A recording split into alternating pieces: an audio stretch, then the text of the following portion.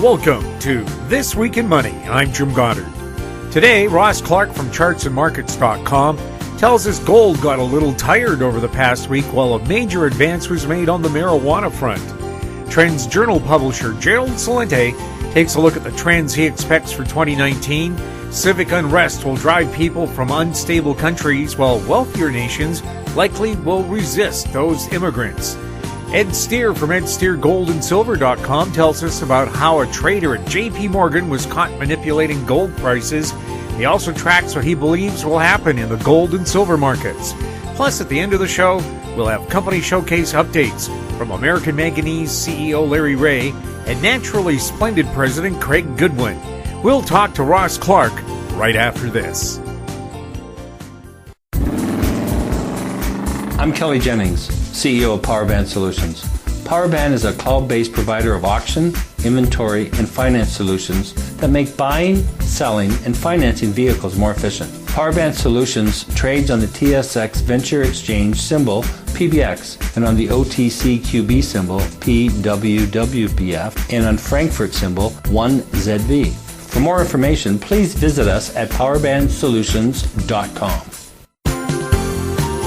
Welcome to This Week in Money, the source for market opinions. Here is Jim Goddard. My guest is Ross Clark from chartsandmarkets.com, where you'll find insightful market commentary and timely technical analysis. Welcome back to the show, Ross. Always good to be with you, Jim.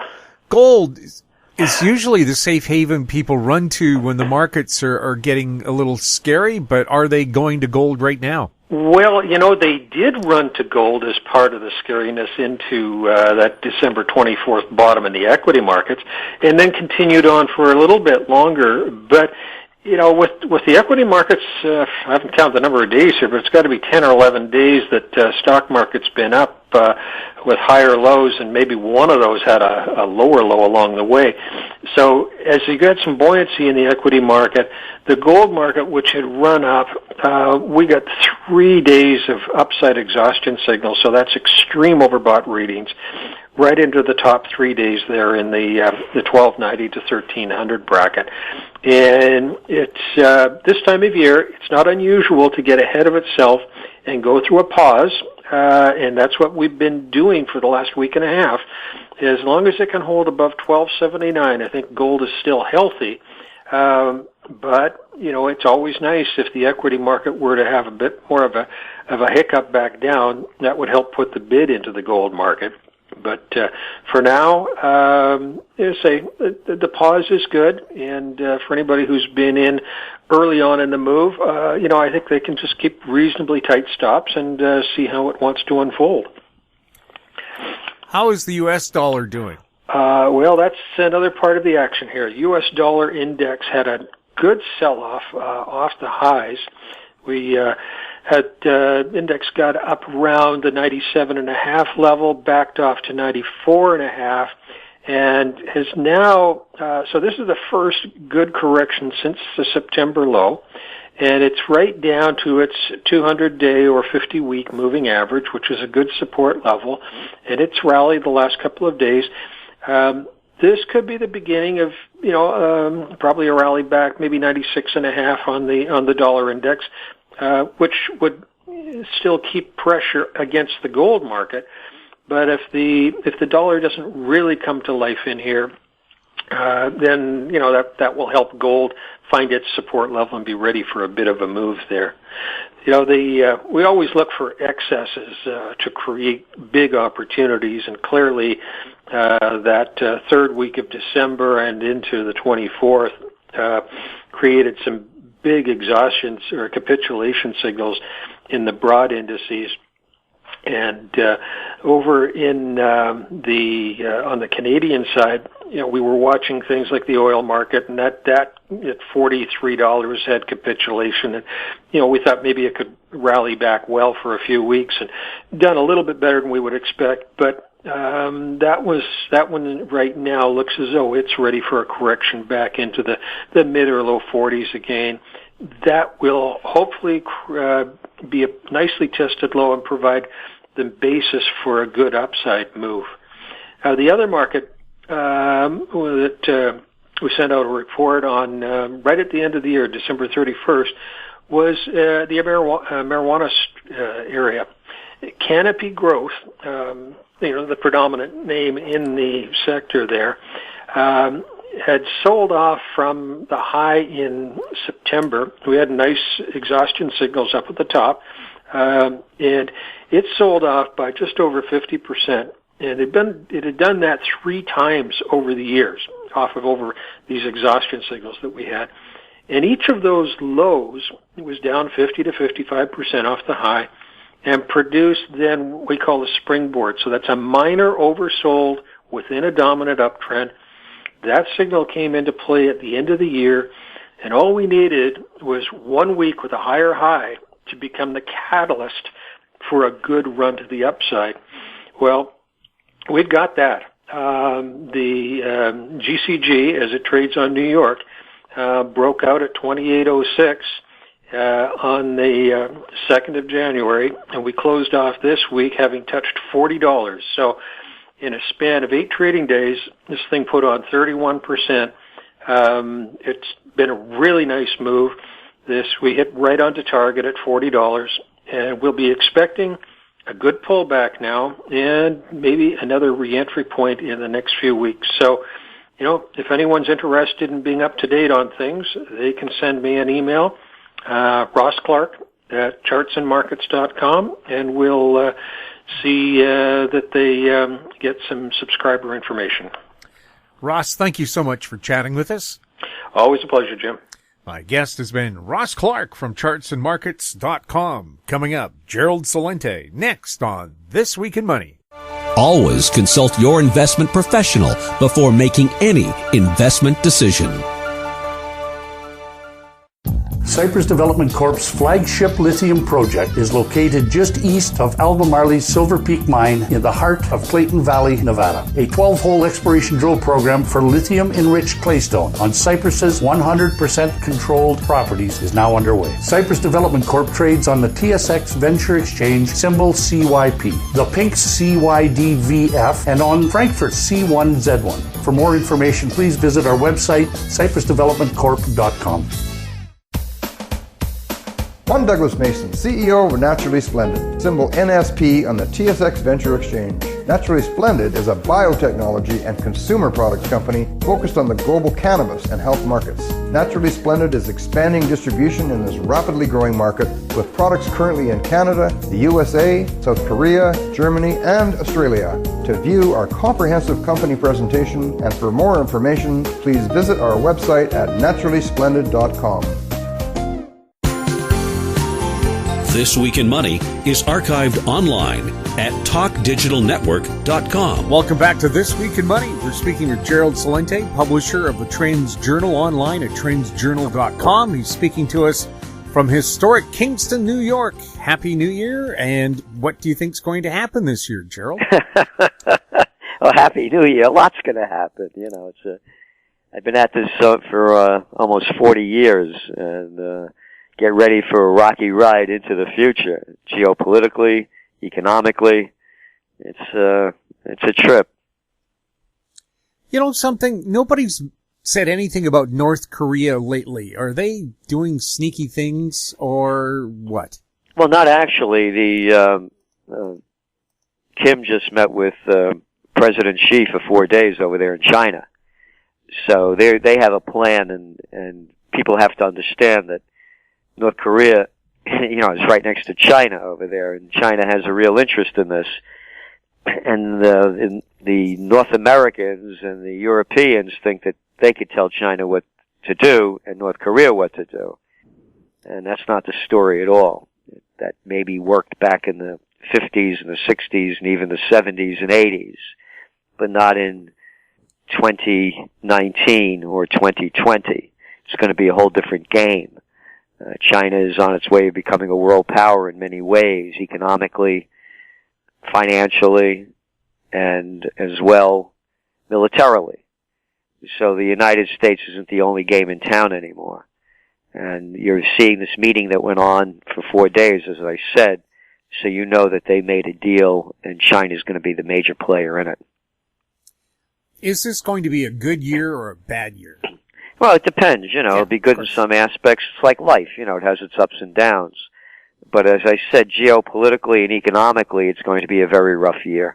More wars, particularly in Africa. The problems still go on with the Middle East. And there's no end in sight in the war in Afghanistan, although they talk about it. So on the war front, it'll be a lot worse, actually, in the sense that we're going to see a lot of unrest in Africa that we haven't seen in quite a while. You're looking at governments that have been in power now for over a half century, and the people are rebelling, whether it's in the Congo or other nations around. So you're also seeing recessions in South Africa. And again, the violence, Somalia, Sudan, name the place, Nigeria. You're going to have more and more people wanting to leave those places and more people demonstrating against the hierarchies that have been in place. And then, of course, you have South America. In one of our trends journals back a few months ago, we had following the election of Bolsonaro in Brazil, we said that a death triangle was forming. Remember, this was a few months ago. And the triangle was Colombia, Argentina, and Brazil, aimed at taking down the government of Venezuela, along, of course, with the United States and Canada. Canada's a member of that group that they just put together, this Lima group, which is a joke. They just formed that last year. And they're saying basically Maduro, the president of Venezuela, has no right being the president, and that they want to make it more of a democracy. You've ever heard that story before? So that's one of the hot spots that people are not paying attention to, because if that war breaks out over there, it's going to spread into North America in many ways, more than just people. And the involvement of the United States and Canadian governments in that war, and also we're looking now with the United States talking about putting bases in Brazil. So this thing is going to really start getting out of hand. Will it make the current migrant caravan look minuscule if that happens? Will people be fleeing for safer havens? Oh, absolutely. Matter of fact, this is one of our top trends for 2019, human waves. And the numbers are already there. A Gallup poll came out subsequent to our putting out the Trends Journal. And you're looking at a sixth of the world's population that's looking to leave where they are. So that's 750 million people without counting children. And then you look at the numbers that came out, about 30% want to leave Central America. And you already have the problems going on in Venezuela with millions of people leaving there as well. So this is just a beginning, and it's global. I mentioned what's going on in Africa, the wars in the Middle East. I mean, if a country came into where you are and started bombing it into little pieces, you think you'd want to leave? So the other aspect that no one's talking about is population explosion. You go back 100 years ago, we had about 1.6 billion people on the planet. We've added over 7 billion in 100 years. So think about it. From the beginning of time to the 1900s, we had 1.6 billion people. That's how long it took to put that mass on the planet. And in 100 years, we've added 6 billion people. Then you take into the consideration robotics, artificial intelligence, and less and less people working. So this is going to be a major, major issue for many decades to come. The U.S. markets just had a 20% pullback. Was that likely just a correction or the start of a real bear market? Well, no. The bear market was underway. We had called for an economic 9/11 back in September when the Federal Reserve of the United States indicated they were going to raise interest rates one more time this year, which would have meant last year rather, which would have meant 4 and 4 more, 3 to 4 next year, which is this year. And we said the markets can't take that. And so what did they do? On January 4th, 2019, when the United States came out with their employment numbers, which showed the strongest growth in the year for many years, and the highest wage increases in 10 years over the year, that would have given the Federal Reserve more excuse to raise interest rates. And it would have kept with what Jerome Powell, the Federal Reserve Chair, had said he was going to do. Instead, they backtracked because of the volatility in the equity markets, and they made that very clear. So everybody understand the only reason the Federal Reserve's there is to keep promoting the equity markets. They're not supposed to be doing that. They made it very clear that's their main interest. And that's only been their main interests. Boys and girls and children of all ages. They're the ones that pumped in the central banks over $26 trillion following the panic of 2008 to boost up the equity markets. Because it hasn't filtered down to the people, because here in the USSA, we have three people, Warren Buffett, Bill Gates, and Jeff Bezos, who have more money than half the nation's population combined. And we have 8 people, according to the Oxfam report, that have more money than half the world's population combined. So, the only thing that this Federal Reserve's central banks have done is enrich the rich. And that's what they're doing. So that is pulling back on the markets and giving them the boost that they're getting again. It's all about monetary methadone that they've been shooting into the system. And they want to keep that addict alive, that gambling addict, and so they're going to be pumping more monetary meth into it, and that's what's pushing the markets up. With just a handful of people holding so much money, can you see the revolution that seems to be happening in France spreading? Absolutely. But not in the United States, because the people don't seem to have the fight in them. Because one of our other top trends of 2019 is ready to explode. And we're talking about the obesity rates in America. And the overweight, 70% of Americans are either overweight or obese. And so they don't have the fight in them. But it's happening all across Europe, whether it's in Italy with the 5-Star League and the 5-Star movement and the League, whether the Yellow Vests, whether the AfD movement in Germany, the movements going on in Poland, in Hungary, in Austria with the Freedom Party. So anti-immigration is going to be a big trend, and as well as that, a revolution against the establishment. And it's already forming. And by the way, we believe this is the beginning of the end of the euro, the eurozone, and the euro itself. So again, it'll happen within years, not right away, but it's being undermined right now. Because all the euro did, they had a gentleman that was going to be the economics minister after League and 5-Star Movement merged to take over the government. His name was Paolo Savona, 81 years old. And they killed the deal. The Prime Minister Conte killed the deal. And Savona said, all we've become in Europe are colonies of Germany. And that's the truth. Because the Germans want the euro because it's devalued against the dollar. And Germany is one of the world's largest exporters of products, so they need a cheap currency so their products aren't expensive. If their products are still based in Deutschmarks, most people wouldn't be able to afford them. So that's what's going on. And so we're going to see a revolution against the establishment that's worldwide. We're in the 1930s, and in many ways, negative and positive in the senses. And they keep coming out with that you're negative if you favor populism or nationalism.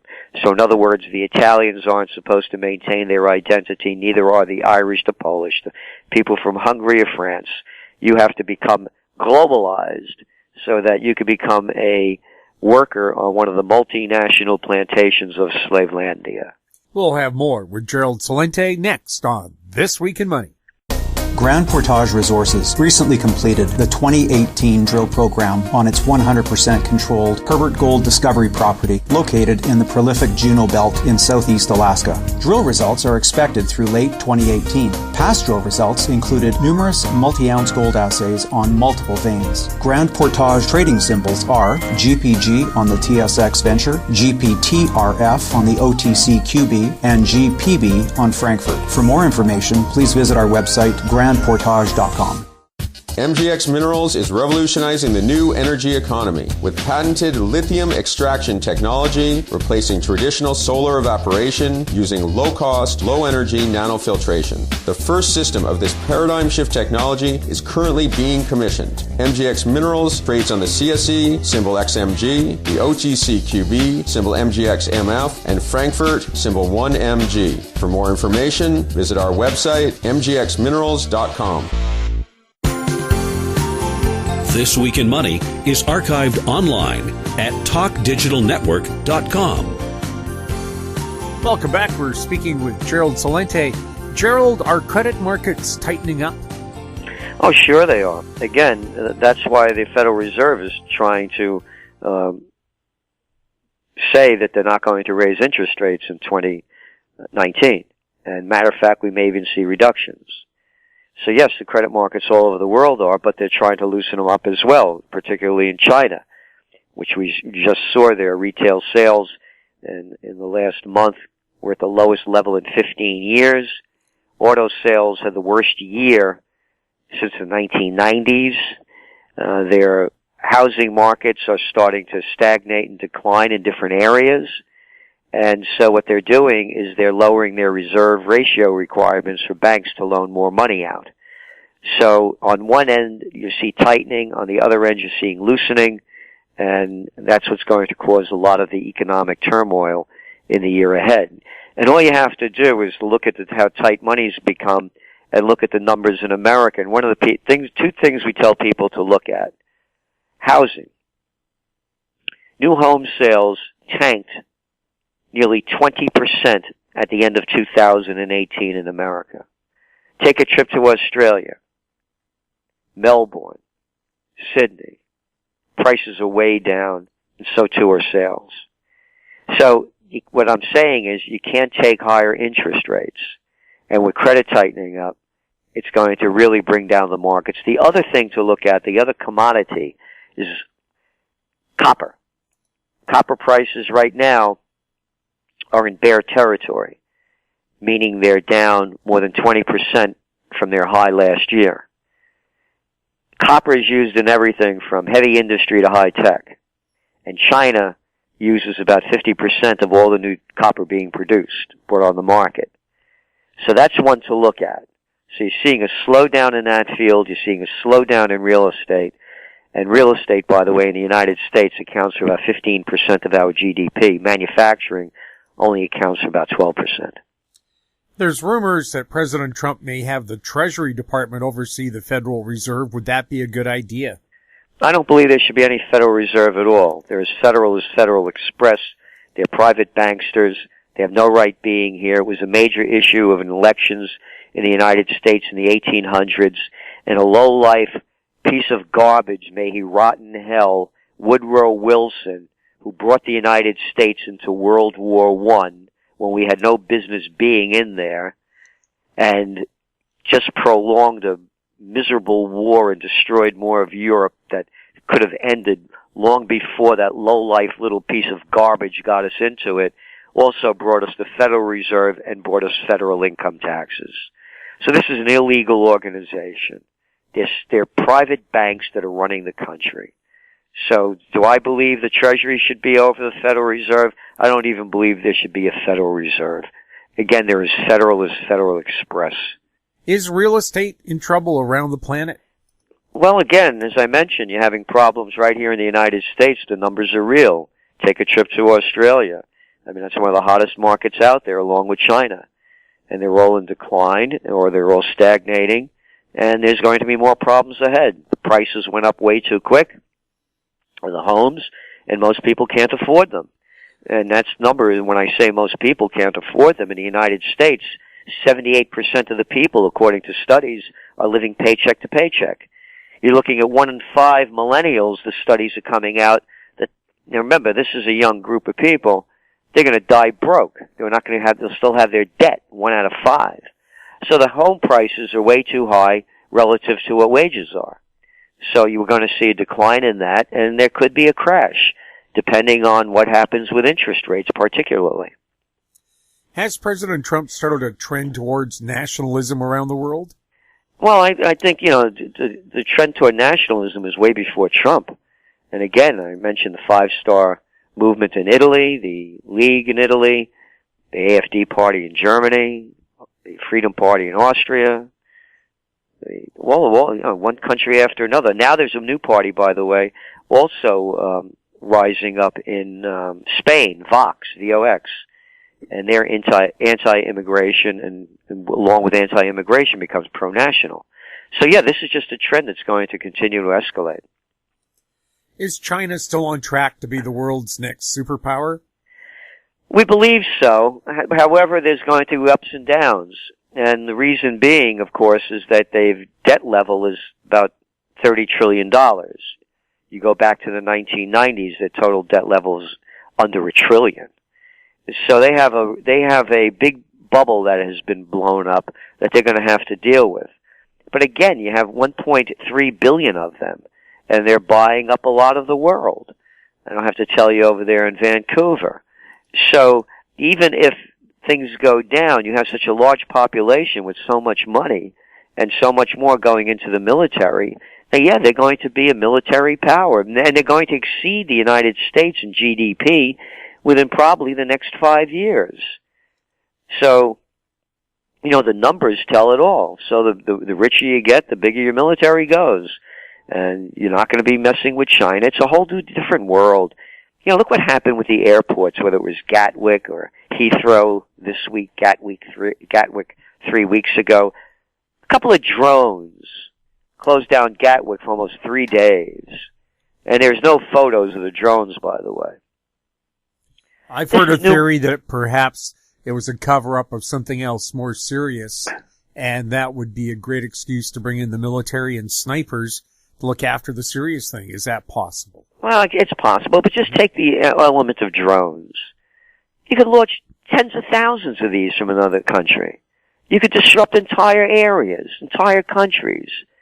And then rather than them delivering packages, as they have them now doing, they'll be delivering weapons of mass destruction, biological warfare. This is there's that saying that generals are always fighting the last war, meaning the equipment and the strategy. And they're doing it again with laser technology. It's a whole different world. And you're not going to mess with China. They'll blow you up and blow you out, and there are more of them than us. Are China and the U.S. likely to make a trade deal soon? Yes, we believe they will, because it's in China's best interest. China has a $375 billion merchandise trade deficit with the United States. They're not going to give that up. You're not going to lose the whole thing. They'll make a deal. And all of Trump's tax cuts, by the way, if they fully go into effect, will only hit the Chinese GDP by 0.7%. It's minor. Yeah, China's going to make a deal. They're not going to lose this big marketplace. So we believe there will be one. We'll have more with Gerald Celente when This Week in Money returns. Hi, I'm Douglas Mason, President and CEO of Rainy Mountain Royalty Corp., RMO, on the TSX Venture Exchange. Rainy Mountain Royalty Corp. is a Canadian-based mineral exploration project generator. The company currently holds multiple property interests in Ontario with joint venture partners and is seeking further joint venture partners for other drill-ready properties in our portfolio. For more information, please visit our website at rmroyalty.com or call me at 604-922-2030. Avon Resources Limited is a gold exploration company with significant projects in British Columbia, Saskatchewan, and the Yukon. Trading on the TSX Venture Exchange, symbol ABN, and the pink symbol ABN-AF. Surrounded by world-class gold deposits and mines, Avon's 23,000 hectares Forest Kerr Gold Project is located in the heart of the Golden Triangle in northwestern BC. For more information, visit us at avonresources.com. This Week in Money is archived online at talkdigitalnetwork.com. Welcome back to This Week in Money. We're speaking with Gerald Celente. Gerald, is there a psychological breakout price for gold? Yes, we've been saying it now for over 5 years. $1,450. In the current range right now, it's floating around just under $1,300 an ounce. It has to break over that pretty solidly to move forward, and it hasn't done that yet. And gold's moving up on the volatility of the equity markets worldwide. And now that volatility is quieting down and gold prices are sliding a little bit. So gold moves with volatility, whether it's geopolitical or economic. So those are the things to watch with gold. And we don't give financial advice, but we say gold is the ultimate safe haven asset. And in times of real escalation of wars and de-escalation of economies and global financial turbulence, gold is the one to hold because it doesn't lose its value completely. Again, we said that gold, and again, I've been on your show now for many years, that the bottom of gold this year we said was last year, meaning 2018, we said the bottom would be around $1,200.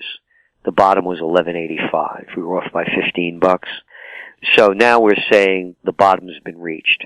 And we say $1,200 an ounce because that's what it costs to basically pull it out of the ground when you average it out from Peru to South Africa, what it cost. So the upside of gold we see is better than the downside. And again, it has to break over $1,450 an ounce is our forecast. And when it does, it'll spike to the $2,000 an ounce range. What do you see ahead for the U.S. dollar? Ahead for the U.S. dollar, it's difficult to say because the dollar was going up as interest rates are rising. And now the dollar's going down because of the expectations that interest rates won't rise this year and may even decline. However, the dollar's maintaining its strength not because of our $21 trillion deficit and our enormous trade deficits.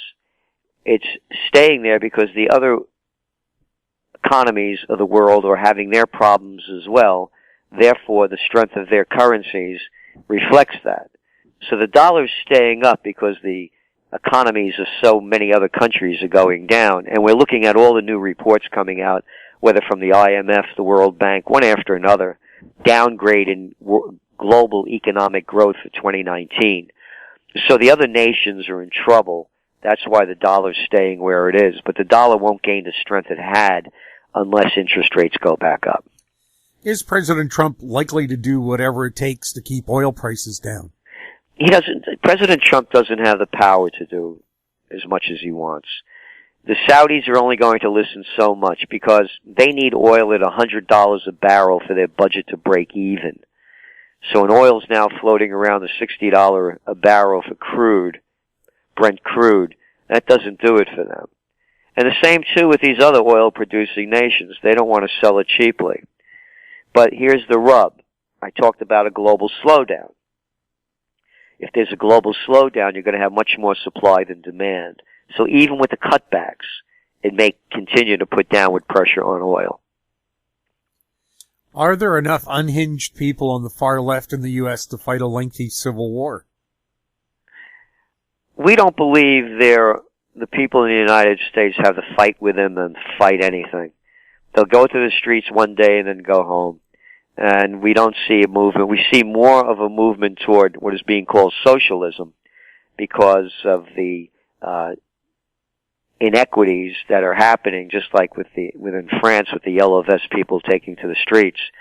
So you're going to see more and more support for politicians that promise free health care, free education, and more social benefits. That's what you're going to see. But we don't see a fight against the establishment because the American people will just vote for the other side of the establishment. What's the latest on social media censorship? Going to continue worldwide, whether it's Vietnam, China, the United States, Canada, you name it. They don't want any unrest going on that's going to affect the establishment. So when you hear the hype in the United States that they're only going after right-wing groups, that's all that is. They're going after the anti-war groups. They're going after the World Socialist Organization. Again, this is one of our top trends for 2019. It's all in the Trends Journal. Censorship 2019. This is just the beginning. And the disgusting part about it all is that we have monopolies that own the social media network. And that should be stopped. That's shutting everybody else out, and to have a few big companies owning so much is the furthest thing from democracy. It's just monopoly. Are people becoming more aware of propaganda from fake news outlets? Some people are becoming more aware of fake news, but the fact is that they still listen to the mainstream media the most, even though the numbers are way down, and they buy the hype on a daily basis. So whether it's the Russians attacked the DNC and hacked into their computers during 2016, people believe it, although there's not one shred of evidence that they've done that. Not one shred of evidence. It's our assumption. It's our conclusion. Yeah, like Saddam Hussein had weapons of mass destruction. Could you show me any proof? No, we don't have to show you any proof because we like to lie a lot and we like to manipulate the people, and the people are really stupid because they only live by sound bites, so we could tell them and show them anything that they want and they'll believe it. And now you have an age where people are looking at their hands to get the little bit of news flashing out of their smartphones that aren't that smart at all. When you think about it, putting information into the brain, they're only little bites of information. The people are going to know less and less and be controlled more and more. Do you see new trends forming this year that could make a difference? Well, some positive trends. Again, the trends that are making the difference are the anti-establishment trends that are raging in Europe, or just starting to rage in Europe. But on the positive one is one of our top trends is get high, get healthy. And the whole marijuana and cannabis legalization that's going on worldwide. Within several months, you're going to have about 60 nations that are going to have legalized marijuana. Those are some of the assumptions that are coming out. And cannabis, one or the other, or both. And if the planet could feed us, could it heal us? And that's what's going to be the big boom in cannabis, the healing qualities of it. And then hemp, of course, as well, now being legalized in the United States. So more and more products to take over the ones that are artificial, more natural product. This is going to be, in our estimation, a multi-trillion-dollar business at some point. And let's get this straight. The reason why nations and states are doing it is because they want the tax revenue. Period, paragraph. So Colorado, for example, has more tax income coming in from marijuana than they do from alcohol. So that's why you're going to see legalization, and it's going to grow and expand. Not only for getting high, but for getting healthy. What's your latest global-nomic view? Well, the global-nomic view, again, is the big anti-establishment movement. That's the biggest one, and anti-immigration. And global economic slowdown. Those are the top three. What's the latest on Occupy Peace?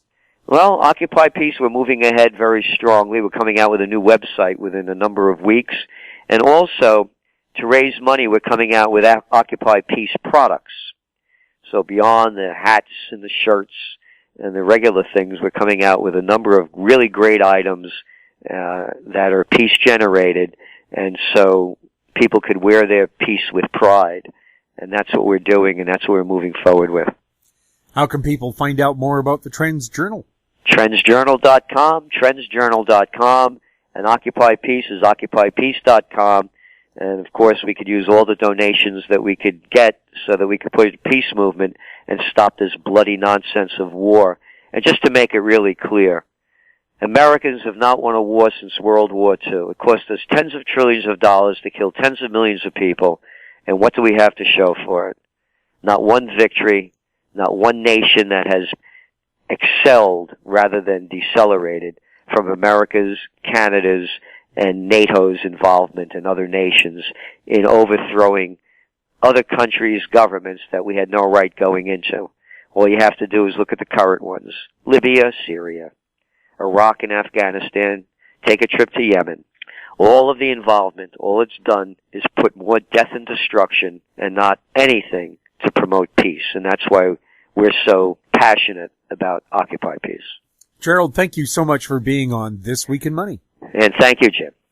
My guest has been Gerald Celente, publisher of the TrendsJournal.com. Coming up, Ed Steer next on This Week in Money. Media recognition from Bloomberg, Reuters, recycling trade publications. Patented process for 100% recovery of critical metals, including cobalt, lithium, nickel, manganese, aluminum. American Manganese is focused on recycling lithium-ion batteries for electric vehicles. American Manganese trades on the TSX Venture, AMY, the US, AMYZF, and Frankfurt 2AM. For more information, visit AmericanManganeseInc.com or phone me, Larry Ray, at 778-574-4444. Arctic Star Exploration, operated by a team of proven mine finders, is focused on diamonds in Finland and the Northwest Territories of Canada. Work programs are underway in Finland and Canada. Arctic Star trades on the TSX Venture Exchange symbol ADD, on Frankfurt symbol 82A1, and the OTCQB symbol ASDZF. Please visit our website arcticstar.ca or call us at 604-689-1799.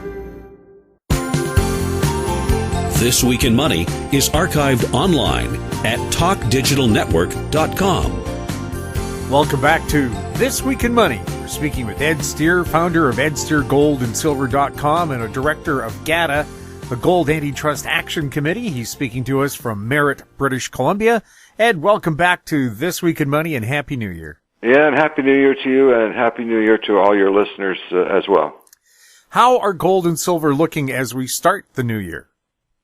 Well, things have certainly improved over the last 2 or 3 months, and it's reflected, of course, not only in the price itself, but in the value of the shares. They're not setting the world on fire, but they certainly are well off their lows, and it's positive going into the end of the year, and it's positive in the new year so far. So I think these are certainly signs of things to come, even though we may get a minor correction between now and, say, within the next few weeks or few months. I would say that 2019 is going to be a very good year for the precious metals. How are the latest commitment of traders numbers looking for gold and silver? Well, if there were some commitment of traders reports out, we would be able to know that. Because of the shutdown in the U.S. or partial shutdown of the U.S. government in the States, there's been no commitment of traders reports since December the 18th.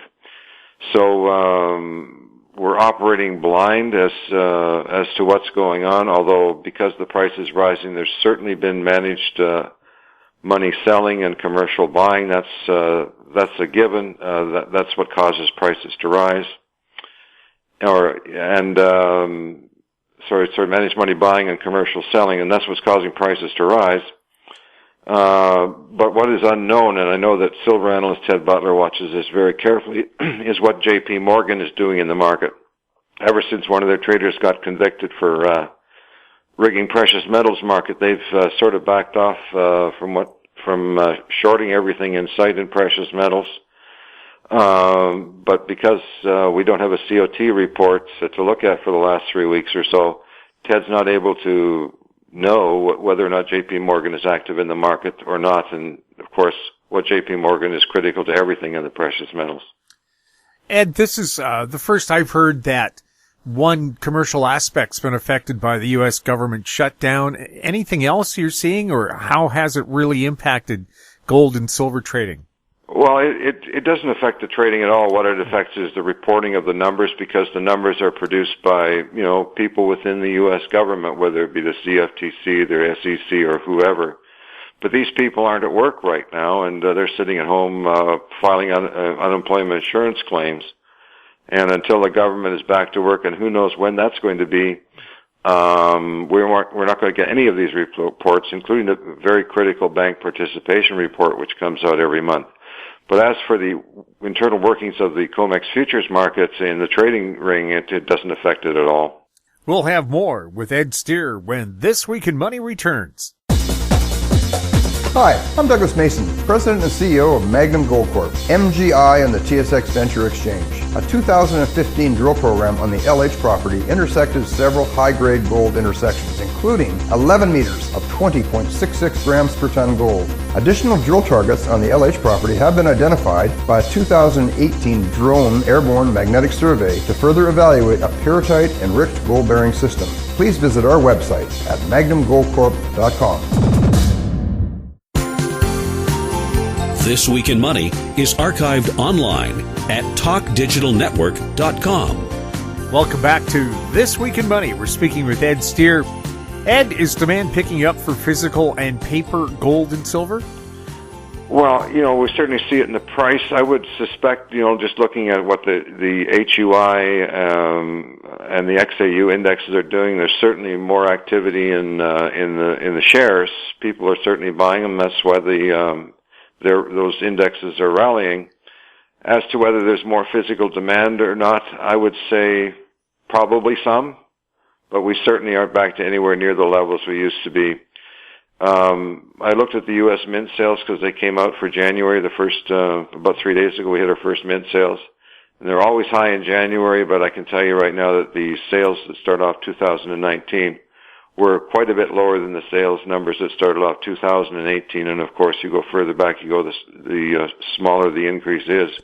So I would say that no, right now, I would say there's not really a huge demand for physical metal, but as the price continues to rise, that will certainly change in a hurry. Should people hold physical gold and silver, or is paper good enough? Well, if they're just starting out, I would certainly recommend that they own the physical metal first. And if I had only $1,000 to spend or a couple of thousand, I would be buying silver rather than gold. But if you're starting off your investment portfolio right now, the physical's the way to go, and then you add the shares later. Has China been buying a lot of gold and silver recently? Well, there was a report out in the papers, I think it was early this week, that China had added something like 9 tons of gold to their reserves, to reported reserves. And everybody sort of had a chuckle about that because everybody is fully aware of the fact that they're buying gold in the market all the time, and they just aren't reporting that fact. And one of these days, months or years, they're going to get around to updating their physical gold holdings. And right now it's around 2,000 tons. I expect it to be, at least 3 times that number when they finally do get announcing it. No, they're adding to the reserves all the time. Is China actively encouraging its citizens to also accumulate gold? Well, they certainly were, 5 or 10 years ago. They were urging everybody that would listen to buy physical metal. I haven't seen much in the way of news stories coming out of there, say, in the last 5 or 6 years, where you see the government urging people to buy precious metals in order to protect themselves from the debasement of currencies or the U.S. dollar or whatever, because China has its own currency woes right now. But at one time they did. But the Chinese are the biggest buyers of precious metals in the world right now, and that will continue to be the case no matter what. Does the U.S. dollar look like it could pull back anytime soon? Well, the U.S. dollar, as far as I'm concerned, and not only just me, that's a lot of other pundits out there, is basically a dead man walking.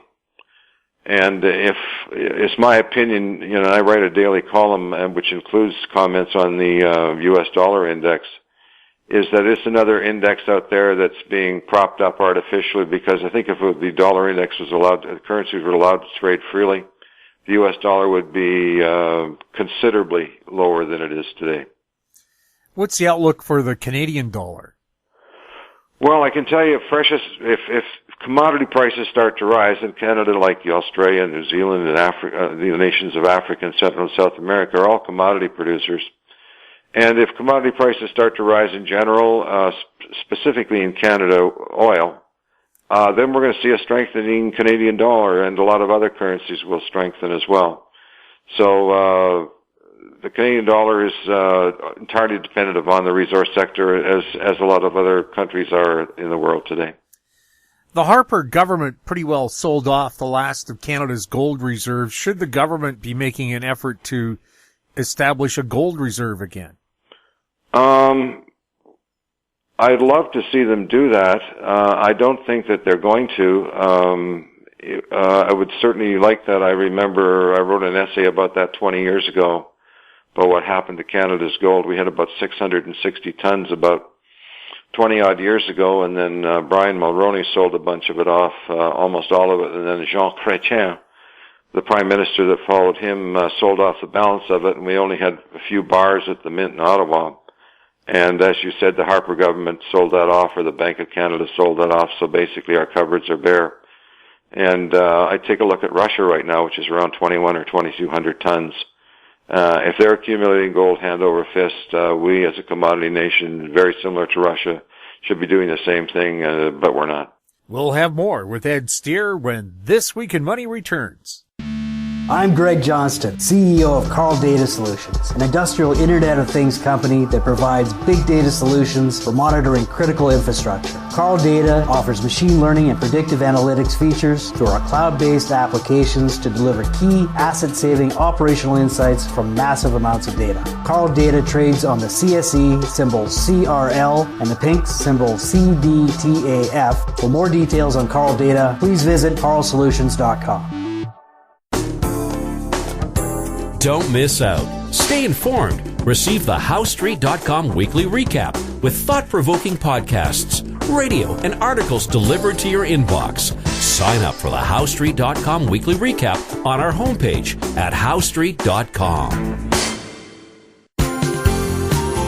This Week in Money is archived online at TalkDigitalNetwork.com. Welcome back. We're speaking with Ed Steer. Ed, are junior gold and silver stocks showing strength following tax loss season? Oh, certainly. There's no question about it. It was visible almost right away as soon as the markets opened the day after New Year's. And lots of people are putting positions back on that they sold, late in the year for what you say tax loss reasons. And I expect that to continue as prices continue to rise.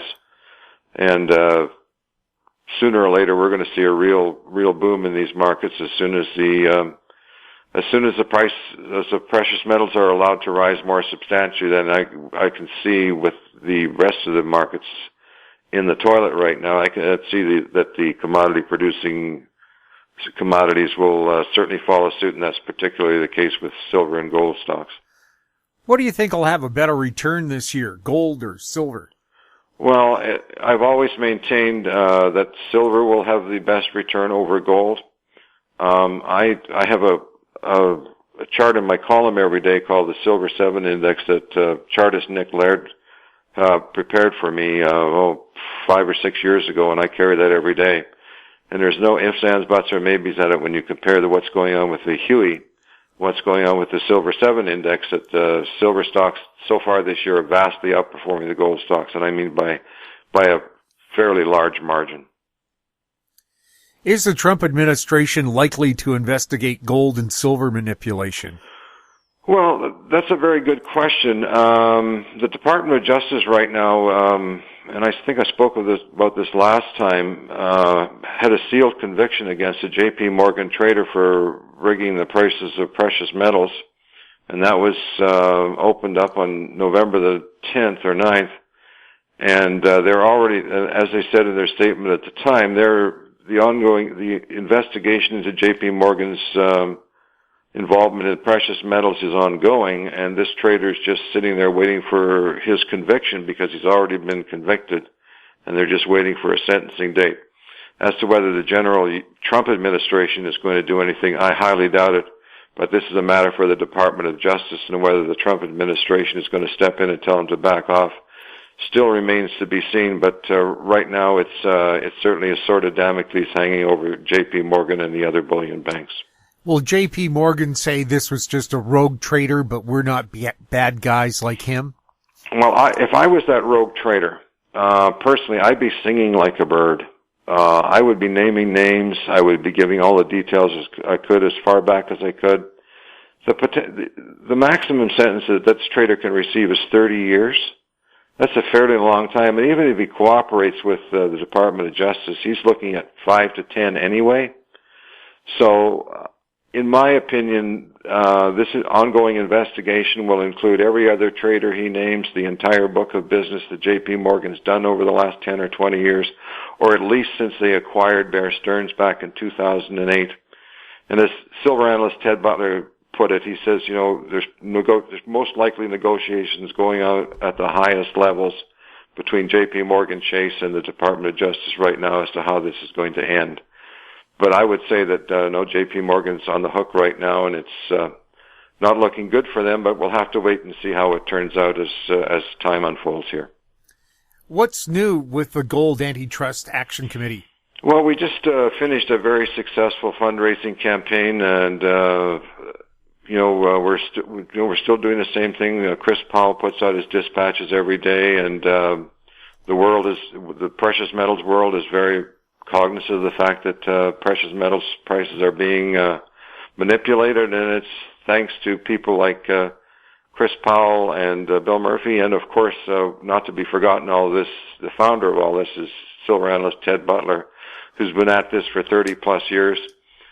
And I'll be going to the Precious Metals Conference in Vancouver in 2 weeks, and hope to see a lot of people when I'm there. But GATA's doing very, very well at the moment, and they're continuing to put out the word. Ed, how can people find out more about your newsletter? Well, they can just Google my name, Ed Steer, or edsteergoldsilver.com, and that will pop up in the search engine, and they can check out my website. I have a sample column there. They can read it, and that's the sort of data they're going to be getting every 5 days a week, and the freight on that is US $100 per year. Ed, thank you so much for being on This Week in Money. Thanks for having me. My guest has been Ed Steer, founder of EdSteerGoldandSilver.com. He was speaking to us from Merritt, British Columbia. And that wraps up our show for this week. We'd like to thank our guests, Ross Clark, Gerald Celente, Ed Steer, and thank you for listening. If you have any questions for the show or for our guests, you can send them to info@howstreet.com. And at the end of the show, a reminder, we'll have company showcase updates from American Manganese CEO Larry Reaugh and Naturally Splendid President Craig Goodwin. I'm Jim Goddard. We'll be back next week with more This Week in Money. Comments made on This Week in Money are an expression of opinion only and should not be construed in any manner whatsoever as recommendations to buy or sell any financial instrument at any time. Archived online at TalkDigitalNetwork.com. This Week in Money is a production of Howe Street Media Incorporated. Executive producer is Tom Allen. Welcome to Company Showcase, an advertising feature on HoweStreet.com. I'm Jim Goddard. I'm speaking with Larry Reaugh, CEO and President of American Manganese. Welcome back to the show, Larry. Always glad to be on the show, Jim. Larry, what's passed your desk the past week that really caught your eye? Well, there's quite a few things, which I've narrowed it down to a few. There's a lot happening out there. First off, I'd like everybody to know that we had write-ups in two Bloomberg articles, and that would be the Bloomberg New Energy Finance articles, that they were sent out to their subscribers, which means I couldn't access those to send out to our readers, but they were good little snips on American Manganese, and it's always nice to be in a Bloomberg article. So that was lifting. I was hoping it was going to be out in a regular Bloomberg article that I could distribute it around, and but it didn't happen that way, and I can't. There's no way I can send this one out. It's copyrighted or whatever they call it. So that's the first piece of news I have, and we're going to have a couple of attachments, that are going to be with this podcast, and the attachments are basically the one that I really like is called Disruptors, and it's by a guy called Druck. And it was written up. This guy, if you took a $10,000 investment with him at 30 years ago, you'd amass a $26.2 million fortune. And he was asked. He shut down his fund because he was basically reaching the end of profitable years, year after year after year. So he was asked by Bloomberg what he was investing in today. And he said they are long disruptors and short disrupted. It has worked beautifully. Now, as our listeners and shareholders know, we have a disruptive technology. We're not going head to head with Unicor or Retrieve or any of those companies were basically have disrupted the recovery of cathode materials from lithium-ion batteries. And, as far as I know, we're the leaders in that. So you could say that we are definitely fit the description of a disruptor. And I think this is going to come to the attention of the market sometime this year. Now, in one of the Bloomberg articles, Bloomberg wrote about battery safety solutions that we have a memorandum of understanding with. And they had a interesting dynamic to talk about, and that was that they processed around 5,000 metric tons per year of leftover material from car and consumer batteries in the Netherlands, which equates to about 90% of the lithium-ion batteries used in the country. So, we're in it with the right partner is what I want people to realize. Now, the markets, what are they doing? Well, they're going sideways. What's the direction going to be? Well, flip a coin. I really honestly could not say. I think that the direction should be up. I mean, jobs are up and everything else in the U.S., but with the dynamics of the politics down there and the Democrats screaming for the impeachment of Trump, there's a lot of disruption in that market. And so it's really hard to say, yes, the market should be going up this year or it'd be going down. Right now it's going sideways. So we're hoping that you'll see a better market in the coming year and that we will benefit from that. So the pilot plant, well, it's scheduled to be moved next week. I knew I said Friday or Monday. So it's going to be a couple of days difference there. And, it's like a pilot plant is like a full-fledged concentrator, just on a very small scale, and there's always some things that you have to work out when you're putting it together. And but it's going to be on its way, and it will be operating this month. So that's good news.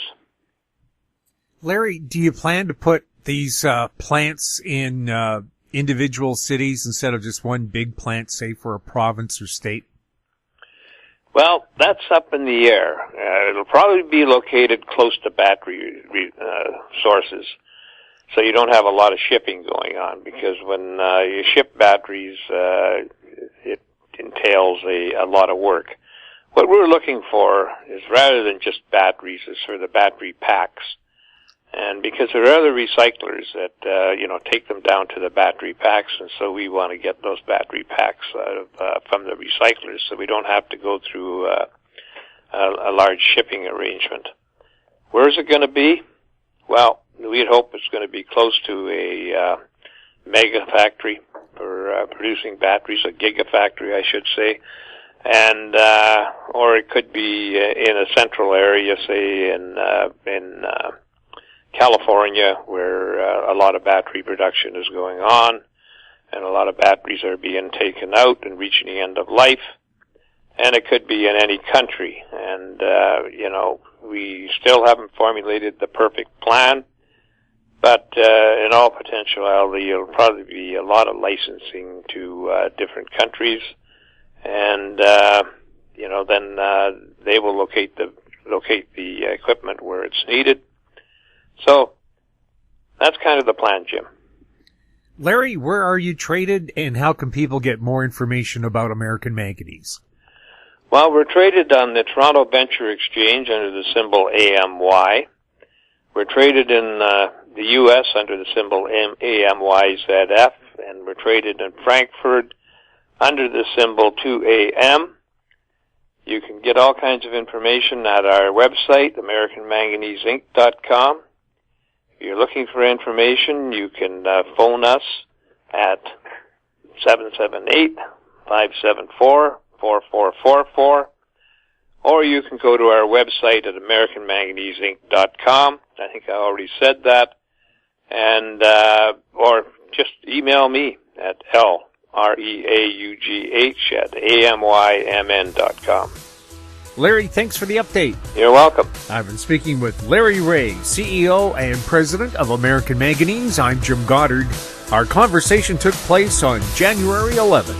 Comments made on Company Showcase are an expression of opinion only and should not be construed in any manner whatsoever as recommendations to buy or sell any financial instrument at any time. Archived online at HowStreet.com. Company Showcase is a production of How Street Media Incorporated.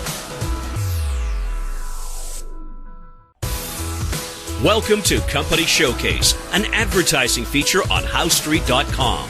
I'm Jim Goddard. I'm speaking with Naturally Splendid President and Founder Craig Goodwin. Welcome to the show. Thank you very much, Jim. Great to be here. Naturally Splendid has been a very busy company over the last 6 months. What have been the highlights and what's new? Lots of new and great things, Jim. We continue to grow our operations out here in Pitt Meadows, British Columbia. We have over 25,000 square feet of production area that we continue to expand. Not only expanding our equipment and processing capability, but we keep expanding the product lines that we're developing as well. And what are some of those new product lines? You know what? We've actually been in development with some of our technologies that Naturally Splendid has been working on for a number of years. I guess the feature one right now is HempOmega. We've made some great strides in 2018 commercializing that technology. Most recently, we've made announcements in regards to SIP Industries out of the United States. They've actually got our HempOmega ingredient fortifying a number of beers in the states of Illinois, Indiana, Colorado, and we're waiting for final approval for our ingredients to be approved in the states of Texas and California. So we are beginning to see real application for our HempOmega technology. We're also working with a local company, Crop Infrastructure, and we're developing a number of products for them. One of them is a beverage, a HempOmega beverage. So this will be Omega Fortified, and this will be under their CanaDrink brand. And we're also developing more retail brands for them under their Hempire brand. So these partnerships with SIP and with Crop Infrastructure are beginning to pay dividends for us. How much money is being poured into this? You know what? Naturally Splendid actually positioned ourselves very early on with this science and technology. When we first went public, we recognized the fact that we were going to need to differentiate ourselves from other more common hemp products, which we have as well, the hemp hearts and the hemp proteins and the hemp oils. But early on in the development of Naturally Splendid, we purchased and embedded over $15 million US of technology that was focused around cannabinoid extraction and formulation. And this technology and this science was developed out of the University of British Columbia through a private company. So we've embedded that into Naturally Splendid. We've continued to grow those technologies and advance the opportunities, which are vitally important now as the regulations continually evolve, which now bring the technologies that we embedded years ago more into play and more relevant than ever. Now, with all these new products, what kind of publicity do you believe the company's going to get? You know what? For the last couple of years, as we've all seen, the most of the attention has been given to the LPs. We see that where a lot of the money has gone and a lot of the investment and certainly a lot of the news. But where we see the broader opportunity is really in the hemp space. So it is not as regulatory intensive as, of course, marijuana. So we are seeing opportunities in Canada and the United States. The Farm Act that was recently passed in the United States is going to open up brand new opportunities for the company. There's a certification that's known as GRAS, G-R-A-S, generally recognized as safe. And hemp was lacking this until the hemp bill in the United States. Having a GRAS status ingredient now opens up all new opportunities for Naturally Splendid being able to work with much larger multinational food processors, because now the hemp product will be accepted as an ingredient in a far wider range of products. Now that's great for the hemp hearts, proteins, and oils, but it's our proprietary technologies of HempOmega and our hemp protein isolate that I believe are the differentiators for Naturally Splendid, which we will now be able to leverage this proprietary technology within the GRAS status that hemp has recently received. Craig, hemp has a lot of health qualities. What kind of things are you finding in it that make it a healthful product? You know, there are so many areas and drivers for this incredible product. Most of us know the main benefits, but they're worth repeating. Hemp has the most digestible protein of any plant on earth. In fact, it has more protein than chicken and beef and fish, and it makes it a perfect food source or protein source, not only for vegans and vegetarians, but for those who are looking just to have a varied protein intake, to reduce the meat intake and have more plant proteins, which are proven to be healthier for you. Hemp is also rich in omegas, omega-3 and omega-6, and it's rich in omega-3 and 6 in, according to the World Health Organization, the perfect balance. The perfect ratio of omega-3 and omega-6, according to the World Health Organization, resides quite naturally in hemp.